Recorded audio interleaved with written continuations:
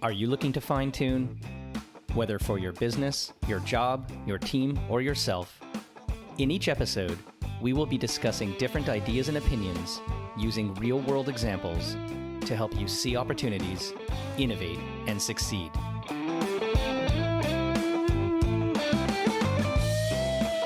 Hi, it's Corby Fine, and welcome to Fine Tune.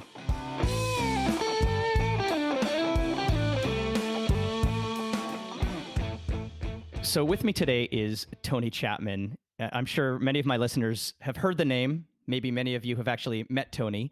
I have a great story about meeting Tony, and there's a real story, and then there's the story in my head.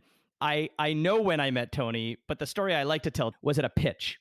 And Tony was the CEO and founder of an ad agency, and the agency I was working for at the time was competing for the same client. And it was one of those times where you kind of got to see what the other agencies were pitching. And I'll never forget when I talked to the client about why we lost and Tony won. He had one simple line. He said, Tony stood up at the front, had 40 slides. Each slide was a single picture, and all he did was talk. He spoke to the story in each of the images. And it's a story that I've used many, many times in my career about how sometimes the simplest things in your business, the simplest things in how you communicate, and the simplest things in your life are not only the most memorable, but actually get you the best results. Tony Chapman really met me for the first time through a friend of mine who was working for him at his ad agency, Capital C, but I like the previous story better, so I'm going to stick with that one anyway. So Tony was and still is one of Canada's leading communication experts. He is truly a marketing guru, an authority on brand building, on selling, on how to really help organizations work through their growth pains, through volatile markets, really any challenge that they may be facing. He is at the forefront of pioneering innovative marketing and sales tactics. He helped pioneer social media in Canada. He's a trailblazer. And for me, he's not only a mentor and advisor, but he is a friend. He now spends his time as a host, as a facilitator, a creator. He's on TV, he's on radio, he's doing podcasts. In fact, the reason I am sitting here at my desk today is because in February, Tony asked me to be on his podcast, and it gave me the bug. I am sitting here now, and I have the honor and pleasure of doing the reverse and having Tony as my guest. Tony Chapman, welcome to my podcast today. Thanks, Corey. It's quite an introduction. I wish my daughters could hear that because they really describe me as a dork, an ATM machine, and a chauffeur. So thanks for having me on. Well, I was about to get to that part, but now that you've superseded they do that quite well. They have a monopoly on that. So why don't you tell everybody what you're up to these days? Well, it's an interesting career of, I guess, constant reinvention. I spent the first 3 decades, I built 2 internationally renowned agencies. One was focused on internal communication, like helping helping CEOs with their strategy and animating it and get their employees to buy in and really believe in the company. And then I pivoted. For 22 years, I built a consumer-facing agency that you talked about, Capital C, and a research firm that was kind of a leader in the day. 6 years ago, I sold it all. I was done. I had nowhere else that I wanted to explore. And I thought, it must be, it's time to become that professor or teacher. And I somehow found myself on the speaking tour. And I decided to put together some of what I learned and share it with audiences. And that led me all over the world. I was in China and Spain and Poland and Scotland, Mexico, all across North America. And as I was going along on that journey, realizing that chasing microphones was a lot of fun. You could get on stage, you could really work with an audience, answer questions. And then when you left, you didn't leave with a brief that had to be followed through. So it was a great way of saying, what a nice way to kind of maybe end your career. And then a couple of years of doing that, I started getting bored again. And I started looking at these conferences, and it's like almost a male cat spraying. It was, a central theme, but different presenters and nothing organized, no core idea was woven through it. So I started presenting myself as sort of this host. I call it a museum curator of an exhibit, where I would take this core idea and weave it through and interview people on stage and maybe do a fireside chat with the CEO. And that just suddenly completely revitalized me, because instead of just telling my speech over and over again, I had to do a deep dive in different sectors. I was into cannabis and music conferences and green-based business and clean energy and finance and entrepreneurs. So just sort of woke my mind up. So I was going along and really enjoying that. And then COVID-19 hits. heading into a record April and May. All of the events are canceled. So I decided to reinvent again and decided to use my knowledge as a host and my passion for small business and entrepreneurs, launch a podcast called Small Business Matters, which is part of my Chatter That Matters platform. And with it, personalize the stories of small business owners so that all of Canada would take their challenges personally and hopefully rally to support them. Your agency's really focused on, I would say, larger organizations, right? That's where the money is. That's where all the ad people like to focus. It's the big pitch, it's the big client, it's the big idea, the big brand. But now you're focused much more on the small business, the entrepreneur, the smaller sector that does, at the end of the day, employ the majority of people, but doesn't always get the same attention.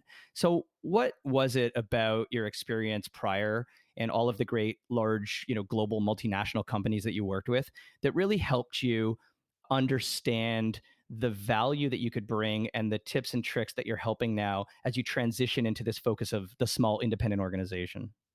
Great question. I think part of it is who I am. I came from a pretty tough upbringing. My dad was bipolar, so we're always one step away from losing everything because he sort of self-medicated with alcohol.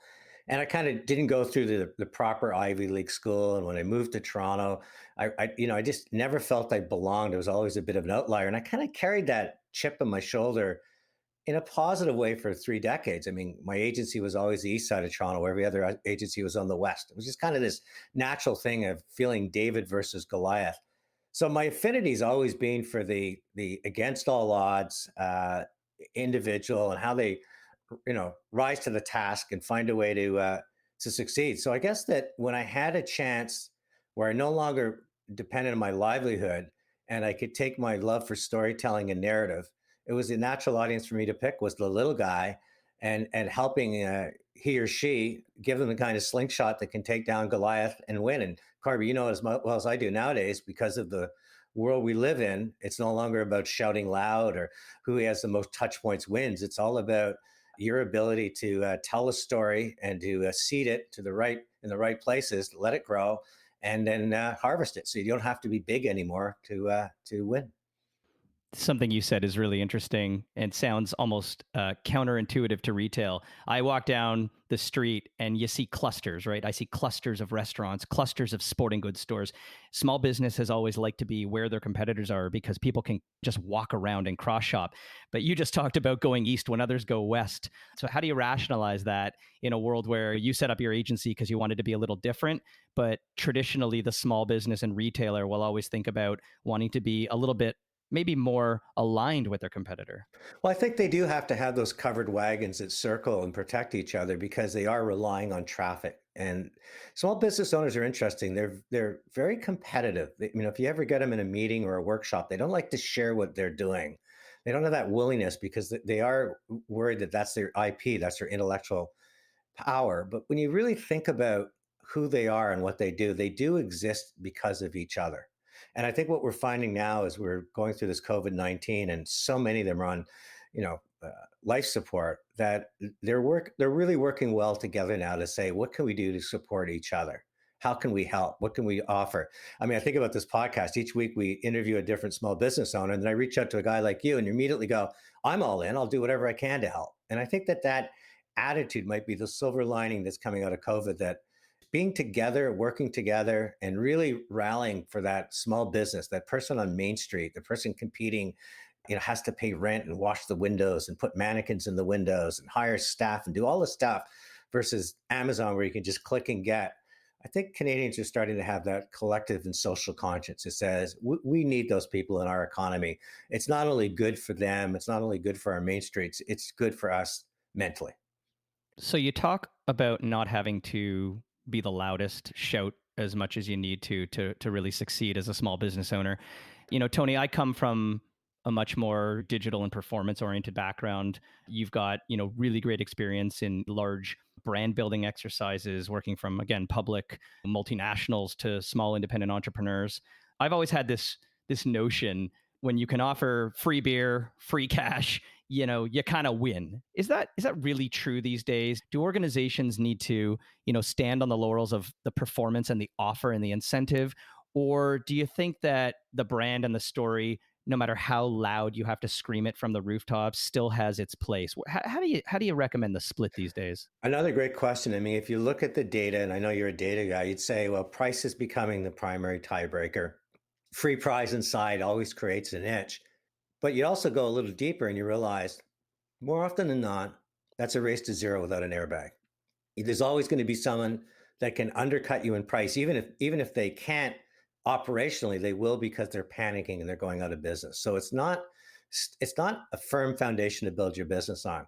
I do believe that if your offer resonates with your consumer, and I always say, stop telling your story, become part of theirs. If you really understand your consumer and realize they're on a quest in life, every consumer is. They're trying to be safer, more secure, trying to find love. They're trying to find a place to belong in on this planet. They're looking, Maslow's hierarchy of needs. They're looking for a purpose and self-esteem.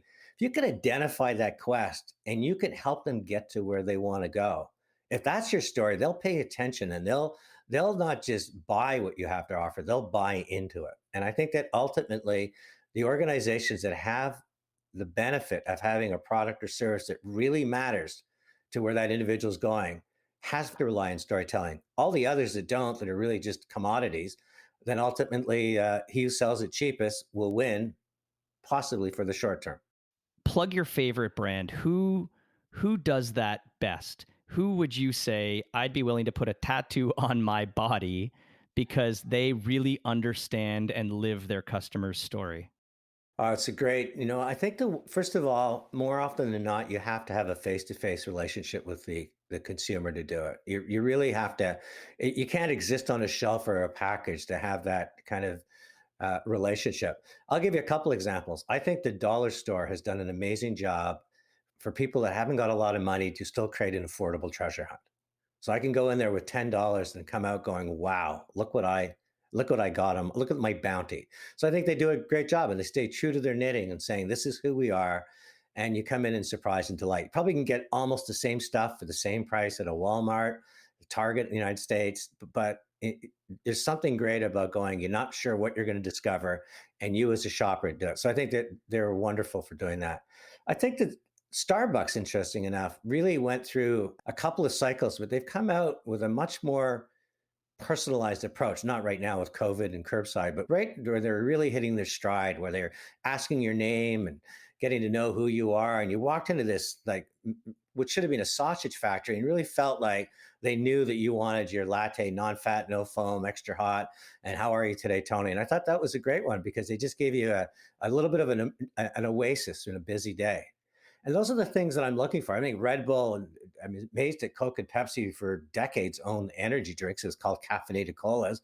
And Red Bull came along and completely turned the industry upside down because they focused on giving you wings and giving you more life out of life, and realizing that the millennial at that time was trying to put 26 hours in a 24-hour day, and they'd help you do it. And so I think the ones that really do it both an emotional and functional basis are the ones that stand out. It's ironic you mentioned Red Bull. I literally this weekend watched the Baumgartner space jump with my son, who'd never seen it before. And still, I associate the brand to the moment, and the moment, which was just so inspiring and revealing, that I'll forever have that association. And the dollar store for me is really my favorite shop because it's the only place left in town that I can buy my favorite chocolate bar, the Crunchy Bar. So that is also one of my favorite places. But as well. you and I both know when that started, the packaged good companies wouldn't go near it because the big retailers said, "Don't you dare!" And now it's become a massive channel. It was the only channel to take share away from Walmart for over a decade until Amazon showed up. And because, again, they weren't in the business of selling things for a dollar. They're in the business of making life affordable. And I think when you have that mission or higher purpose, it forces everybody in your organization to take that upon yourself. It's not a marketing idea anymore. It's operational. I remember, I'll tell you a quick one. I was working with the Sun Life, and they were in the insurance business, and banks were starting to hunt in their area. So they were in trouble because, somebody phoning you up saying, "I'm from Sun Life," unless you really were thinking about life insurance that day, it wasn't a call you take. Well, we identified an insight, and insights are so important. And the insight that we saw is that Canadians were starting to retire in record numbers. Many were worried about running out of money. And the way they would describe it is, I'm worried about eating dog food when I'm in my 80s. So how could you possibly enjoy the first 10 years of retirement if you think you're going to be on life support? So we went to Sun Life and I said, "Do you have anything for it?" And they said, "We have this annuity where they'll, it pays out a monthly check." I said, "For how long?" "Well, as long as you want. It depends on the annuity." I said, "Great." And we created it Money for Life. And the whole idea was that we guarantee you a paycheck every month for the rest of your life. And that completely turned around Sun Life. And it wasn't a marketing idea. The entire organization embraced the idea of that they could provide something of utmost importance. Again, go back to that quest, safety and security. In this case, was the security of a monthly check. And that to me is what great marketing is. It's not the size of your business, it's how well you understand the insights about the consumer you have the honor to serve. It's a really great point. I think the other thing that's interesting is the four brands that you just talked about, Dollar Store, Starbucks, Red Bull, Sun Life, very, very different. And obviously, to your point, they've tackled the concept of their customer and marketing in very different ways. But what about digital? What about this notion of, how digital has enabled businesses to be different too? Because when I think about those four as well, I think about, yeah, it's still kind of hard to get insurance from an end to end perspective online. The dollar store, very, tactile, kind of gotta go in, not really an e-com play. But the flip side, Red Bull's gone like completely digital from a content delivery messaging perspective. And then Starbucks, you walk in and you've ordered on your app, they know your name, it's labeled and printed, like very, very personalized, very high touch digital experience, all very different spectrums. Where do you see digital as an enabler to this brand versus performance story going forward? Well, digital's become the oxygen of every organization. If they're not breathing it in and working with people like you, they're not only missing the opportunity, they're going to be missing the opportunity to compete. And I'll give you a couple examples. We first discovered digital. We brought digital into our agency. We bought a small little company, and a couple of things that we did. We remember doing this one where, Unilever wanted to launch another shampoo as if Canada needed another shampoo. Every functional category, curly hair, straight hair, blonde, everything was covered, done. And what we determined was an insight was that women especially have a very powerful emotional reaction to a bad hair day. And they describe it in stories like, "Oh God, I had the worst hair and I ran into my old boyfriend." Or someone would jump in and go, "Well, it's nothing. I ran into my old boyfriend's new girlfriend." And they'd all really personalize the fact that it was almost like their armor had been stripped away. So we created this little $3,000 video of a bride cutting off her hair just before she gets married. And we put it out on YouTube. We didn't really know much about YouTube or anything. And we thought if we could get 100 people. Well, Ryan Seacrest started talking about it. And next thing you know, Oprah covered it on her show, and Jay Leno did a spoof on it. And there's about 1,000 major media networks around the world. And Norm Jewison, one of the great Canadian directors, weighed in and said, "I don't think it's fake. I think it's real." And if you look at the video today, it's as what a $3,000 video is, but what everybody believed was the insight. And about a year and 2 years later, we launched a car for the first time without a dollar in advertising. We gave away 50 cars to the most creative people in Canada.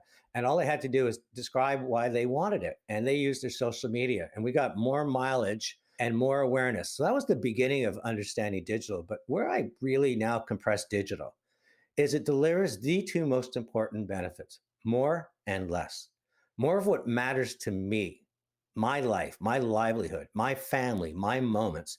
And it does it with less friction. And when you can hit more and less as a brand, and you continue to put that in your scope, you're onto an incredible adventure. Because as you just said with Starbucks, more personalization, more speed, less friction. Wow. Amazon, one click and you get it. I mean, I fight Amazon every day on behalf of small business owners, but as a brand, what they've done is every road now points to Amazon. They got over 50% of the e-commerce and continuing to refine their service. So digital is not an afterthought any longer. It's not, I need to have a digital strategy or a digital person in my organization. It has to be your oxygen. Content has to flow, as Coca-Cola said, with no dead ends.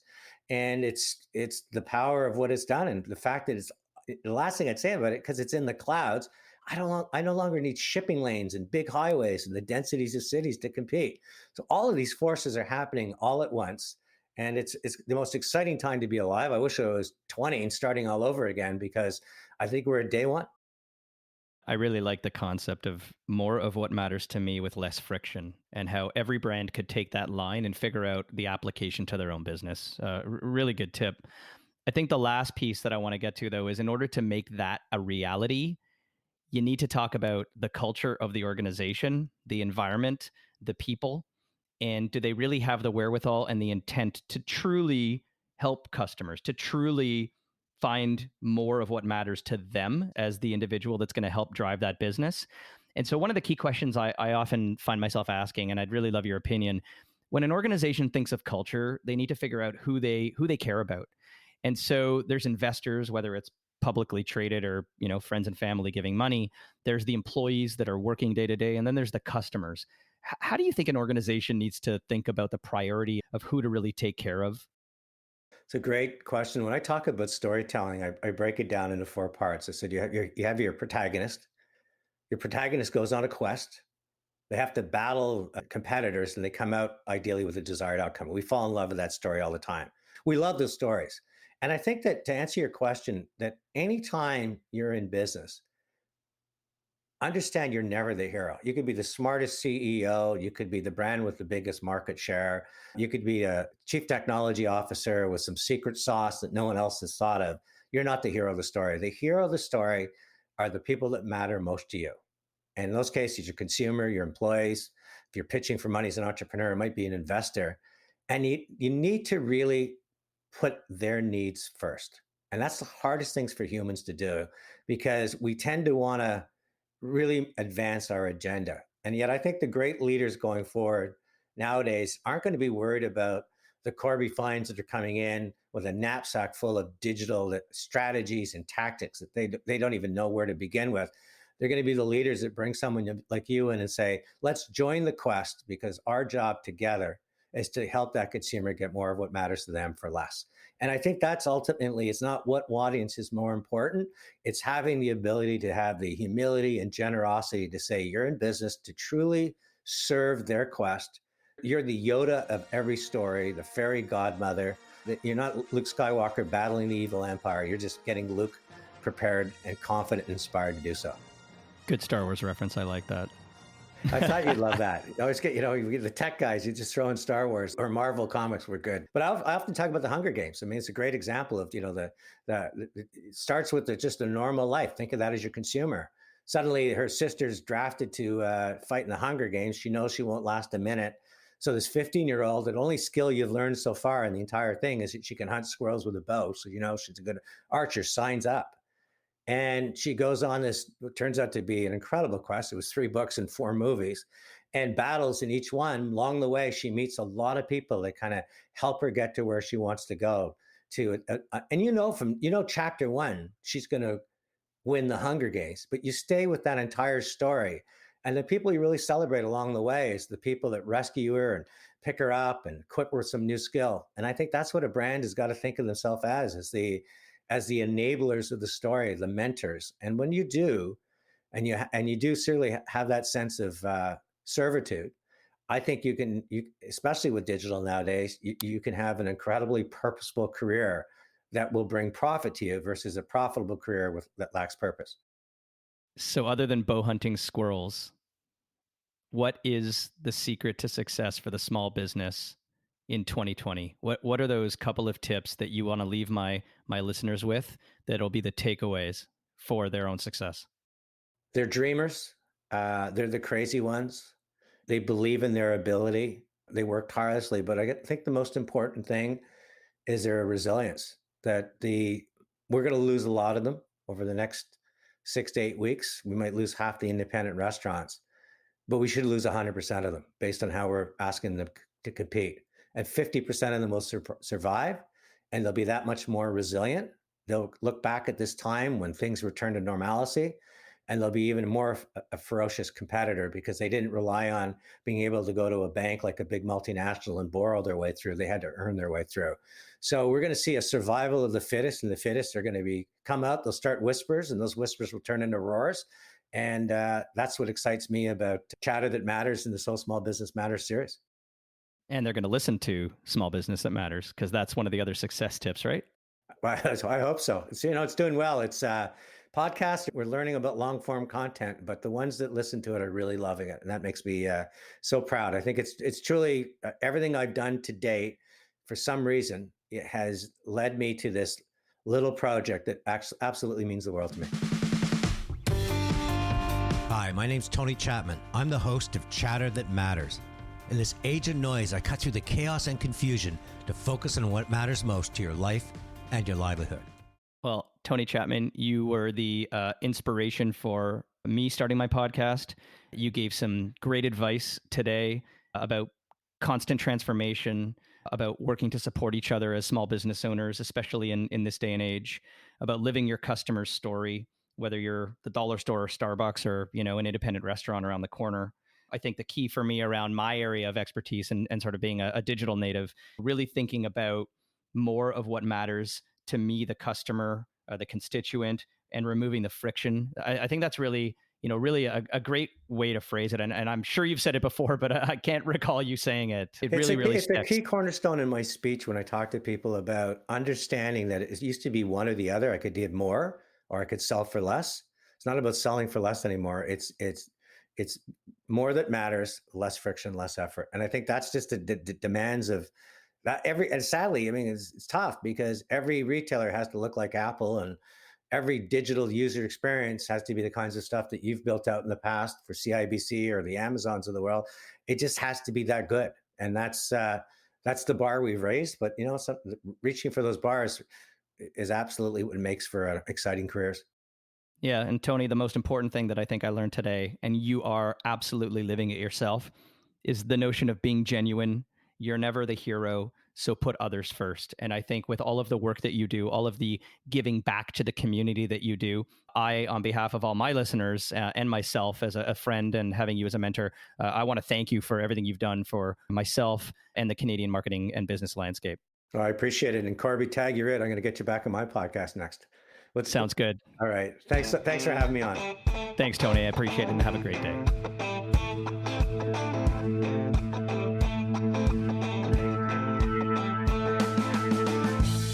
You've been listening to Fine Tune.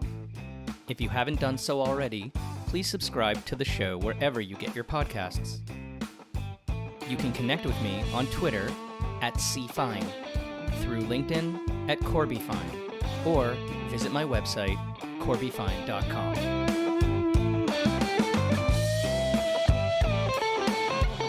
Fine Tune is produced by me, Corby Fine. Thanks for listening.